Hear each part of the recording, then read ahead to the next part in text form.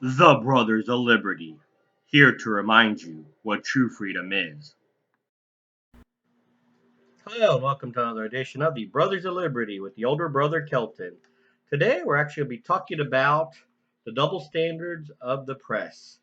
I was going through news articles, found one that said Senator Christian Sinema confronted about climate change alongside Senator Tim Scott at the airport. Apparently, there was a Arizona person who saw them at the airport in Washington and confronted Sinema about climate change and other stuff. Um, Sinema apologized to Tim Scott, which he kind of, he knows the territory being a senator. Now, the press stated that um, Drew criticized Sinema for ignoring the woman and continuing her conversation with Senator Scott.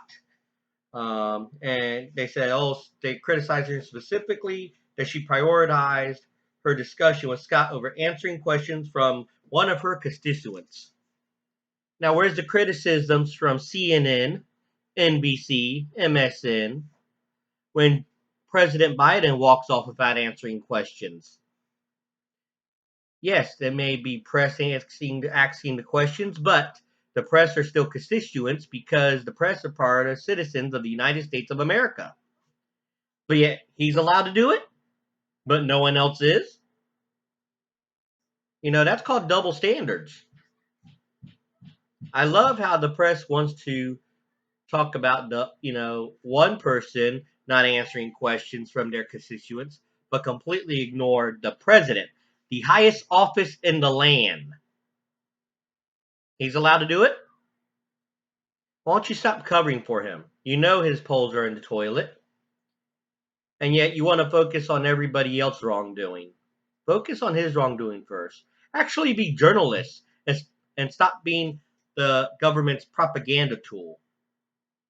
I was going to go into journalism. I had a chance to work at a large newsroom, and you know what? I turned it down. Part of it was just being lazy, but there was part of it that I knew, even in the late 90s, early 2000s, that journalism was starting to become very biased. And if you didn't talk about what they wanted you to talk about, they cancel you, get rid of you. And that's what they do now. If you don't talk about what they want, bye bye, don't work here no more. Walter Cronkite, in my opinion, is the last good journalist that was ever around. He was a Democrat, but you know what? No one knew that. At least, well, everybody knew that, but when it came to reporting the news, he was unbiased. He reported the news, and everyone else thought what they wanted to think from it. He didn't tell people how to think. He didn't push one agenda or another agenda. He did what a journalist is supposed to do. And all these hacks from Fox to CNN, MSN, they need to learn what true journalism is and stop with the propaganda machine. Remember, the media was held accountable in the 1930s after the fall of Nazi Germany. The German media. You don't think we won't hold you accountable? But that's just my opinion on it, you know. And I love how when I have videos, I say that's my opinion. People want to say, "Oh, you don't know how to report your personal skills or anything." It has nothing to do with personal skills or anything like that. It has to do with narrative and reminding people that we are free. That's why it's called the Brothers of Liberty, to remind people what true freedom is. That you have the freedom to speak up and speak out without consequence, or should be without consequence. Why only the right leaning people have consequences for speaking out, but the left can say whatever they want? That's the problem with today's people, today's generation. You get offended by something, you cry.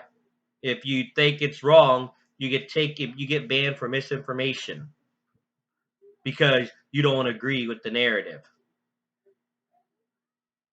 But you know what?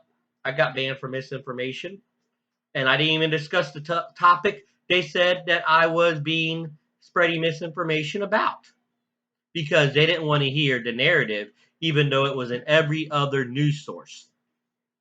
But hey, once again, that's just my opinion. Tell me what you think about your opinion. Like, share, comment.